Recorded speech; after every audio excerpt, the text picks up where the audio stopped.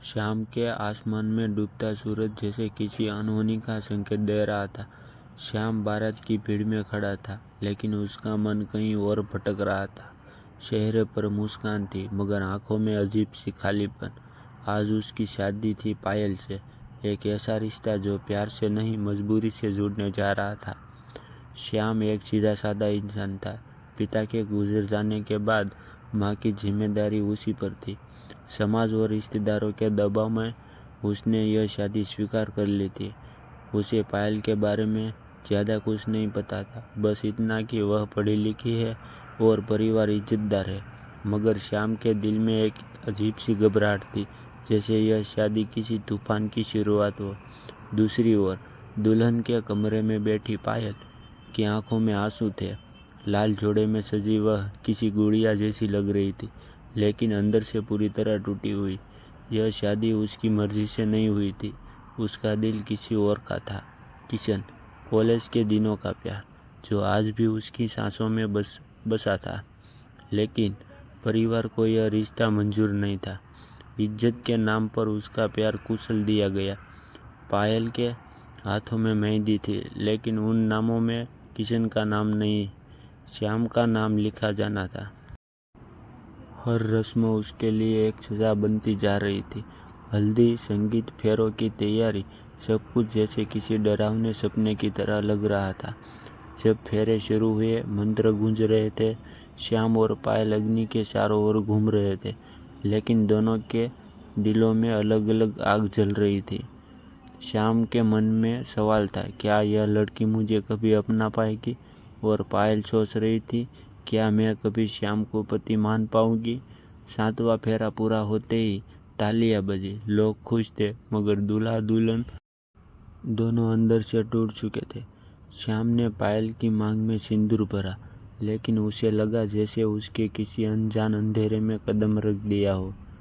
शादी के बाद विदाई का समय आया। पायल माँ से लिपट कर रो पड़ी। यह रोना सिर्फ बिछड़ने का नहीं था, यह अपने प्यार की मौत को रोना था।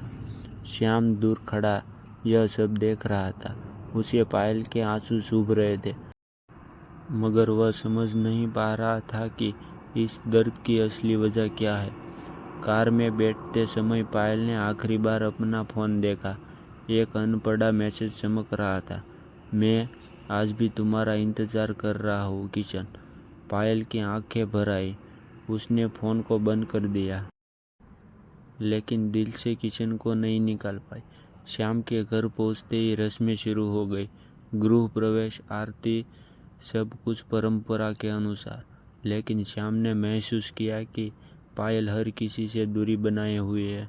उसकी आंखें किसी को ढूंढ रही थी, जैसे वह यहाँ होते हुए भी यहाँ नहीं थी। रात गहराने लगी, मेहमान जाने लगे, घर में सन्नाटा सा गया। श्याम का दिल जोर जोर से धड़कने लगा। सुहागरात का विचार ही उसे बेचैन कर रहा था। वह जानता था कि यह रात सिर्फ शरीरों का नहीं, दिलों का भी मिलन होती है, और यहाँ दिल कहीं और थे। कमरे को फूलों से सजाया गया था। दिए की हल्की रोशनी कमरे में अजीब सी परछाई बना रही थी। श्याम कमरे में दाखिल हुआ। पायल पलंग के एक कोने पर बैठी थी, घूंघट में छुपी, लेकिन उसकी सांसों की घबराहट साफ सुनाई दे रही थी। श्याम ने धीरे से दरवाज़ा बंद किया। कमरे में खामोशी फैल गई। अगर तुम थकी हो तो आराम कर लो, श्याम ने संकोच से कहा। पायल ने कोई जवाब नहीं दिया। श्याम ने आगे बढ़कर घूंघट उठाने की कोशिश की, लेकिन पायल अचानक से पीछे हट गई। प्लीज़ मुझे अभी अकेला छोड़ दीजिए, पायल की आवाज़ काँप रही थी। श्याम चौंक गया। उसे झटका लगा, लेकिन उसने खुद को संभाला। मैं तुम्हें मजबूर नहीं करना चाहता, वह बोला। हम वक्त ले सकते हैं। पायल की आंखों से आंसू बह निकले। उस पल उसे लगा कि श्याम बुरा इंसान नहीं है, लेकिन उसका दिल अब भी किशन के पास था। वह जानती थी कि यह शादी एक झूठ पर खड़ी है। कमरे की खामोशी और गहरी हो गई। बाहर कहीं कुत्ते के भौंकने की आवाज़ आई। दिए की लौ हिलने लगी, जैसे आने वाले तूफान का इशारा दे रही हो। श्याम खिड़की के पास खड़ा होकर अंधेरे में देख रहा था। उसे एहसास हो रहा था कि यह सिर्फ शादी नहीं बल्कि एक सस्पेंस भरी कहानी की शुरुआत है। एक ऐसा रिश्ता जहां पति अनजान है, पत्नी के दिल में कोई और है और अंधेरा धीरे धीरे गहराता जा रहा है।